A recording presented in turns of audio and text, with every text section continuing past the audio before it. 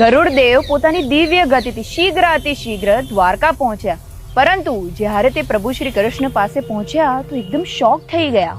કેમ કે ગરુડદેવ જ્યારે પ્રભુ શ્રી કૃષ્ણ પાસે પહોંચ્યા ત્યારે તેમણે જોયું કે હનુમાનજી ત્યાં પહેલેથી હાજર છે અને પ્રભુ સાથે સંવાદ કરી રહ્યા છે. આ એક ક્ષણમાં ગરુડદેવનું પોતે સૌથી ગતિશીલ હોવાનું અભિમાન તૂટ્યું અને તેમને ખ્યાલ આવ્યો કે હનુમાનજીને એમનેમ પવનપુત્ર નથી કહેતા, તેમની ગતિને મહાદેવ સિવાય કોઈ જોઈ શકતું નથી.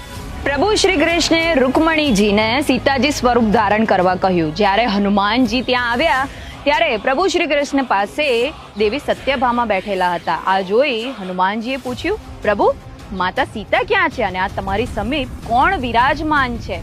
જ્યારે રૂકમણીજી સીતાજી સ્વરૂપમાં સામે આવ્યા તરત જ હનુમાનજી તેમને પ્રણામ કરવા લાગ્યા.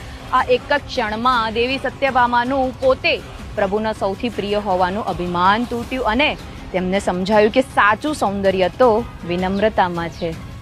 ગરુડદેવને મનમાં પ્રશ્ન સૂજ્યો કે દ્વાર પર તો સુદર્શન ચક્ર હતું, તો હનુમાનજી અંદર કેવી રીતે આવ્યા?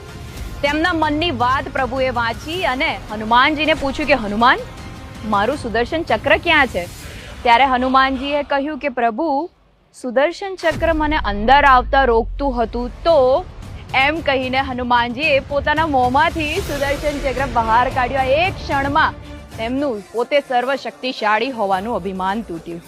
આ વાર્તા આપણને શીખવે છે કે અહંકાર અને અભિમાન અંતે તૂટે જ છે અને સાચી મહાનતા વિનમ્રતા અને ભક્તિમાં રહેલી છે. હે ને? જય શ્રી કૃષ્ણ.